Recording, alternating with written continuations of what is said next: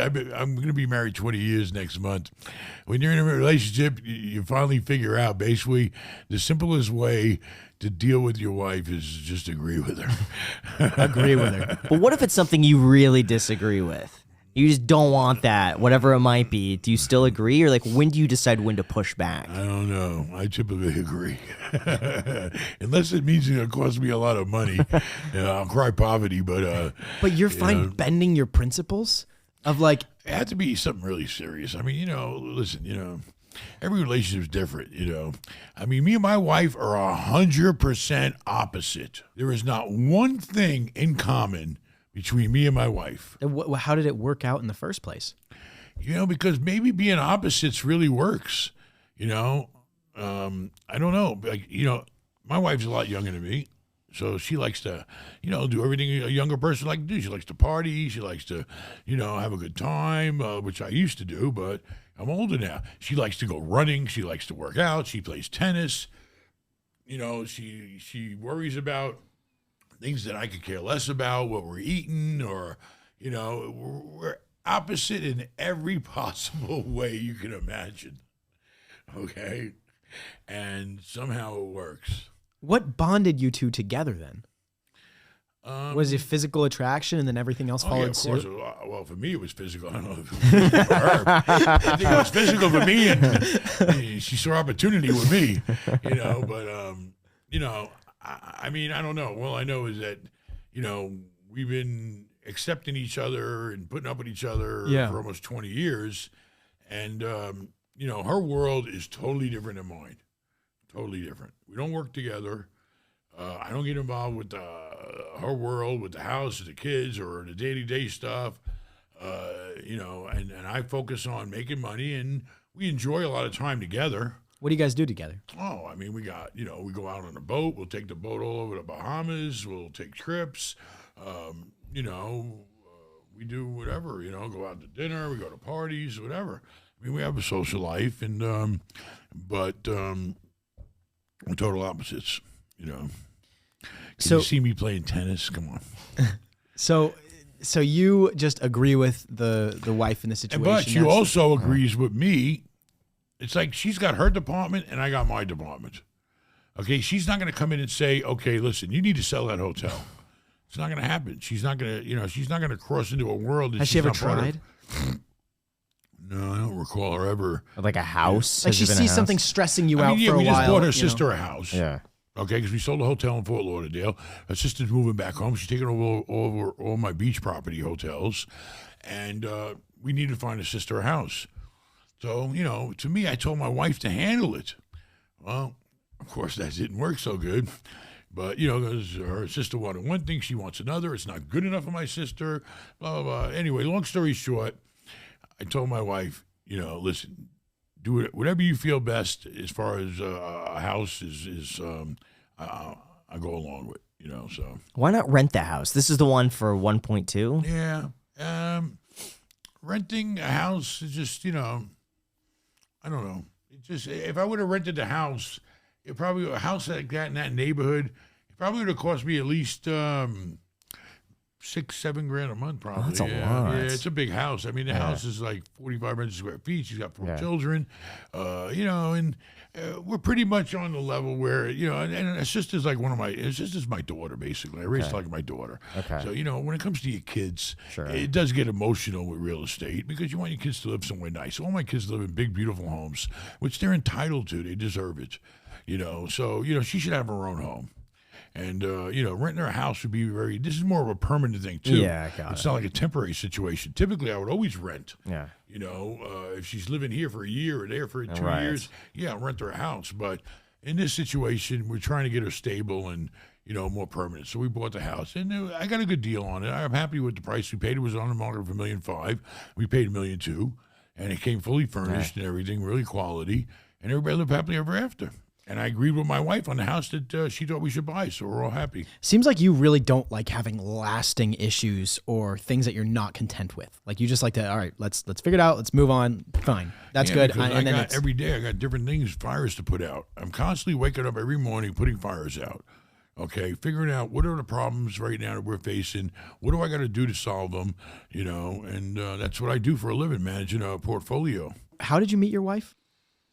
Family was the caretakers in probably the most dangerous building in Oakland, California at the time that nobody wanted to buy. I used to buy all the rough stuff that nobody else wanted because that's the only place I can get in. No competition, cheaper price, So she lived in a very, very tough building, and I bought it. It was a foreclosure, and it was 14 apartments that stretched the whole city block.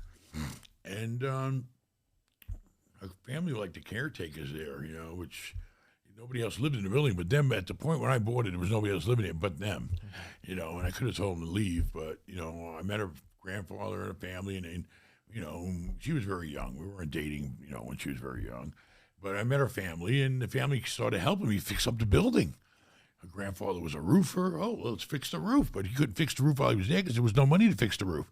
Well, I came in, I bought the building. I got some money for materials and to pay him some labor. He started helping me fix the roof. Or, when you marry a Mexican, you inherit 15 family members. It's just the way it is. And they all work for me, and they all help me, accomplish a lot of things. So, next thing you know, we're fixing up all the apartments, we're painting them, we're cleaning them, the women are cleaning, the guys are painting, we're fixing this, we're doing that, we're renting them out to Section 8, and we got that building turned around. I paid $250,000 for that building, 14 units. You do the math. What's that, 20 grand a door? Yeah. Less than that. I probably put like $5 back then, not even a few grand a door into them. I sold the place for $1 million eventually. But it was a very dangerous place, but we cleaned up the area too, and we used our management skills to make it a garbage to gold. And and then as she got older, we You just stayed close with with her and her family and stuff her like that. family became very close to me because they worked for me. We worked together every day, and then she matured into a young woman, and we had the attraction, and we got married. So, but like, when did you ask her on a first date? Like, how did that even come up in a conversation where you said, "Hey"? She actually pursued me. She did. Yeah. She'll deny it, but she pursued me.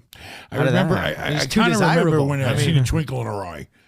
We finally got the building all rented, and my partner, I had a partner then too. He didn't want to buy the building; he was afraid to. But I told him, "Listen, I can handle it."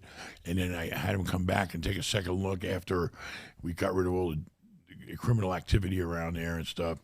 Anyway, we got the building rented. The building had a laundry room. And my partner, even though he had all these millions of dollars, he got some kind of personal thrill of me and him going around, all right, in his big fancy Mercedes, whatever he was driving that day, and taking the money out of the damn laundry machines. Yes. Bags of quarters. He loved it. And I loved it too because I didn't have much money and half the money was mine. So it was like a tradition. We go around all our buildings. We had, a few, some were his, some were mine, some were partners, whatever.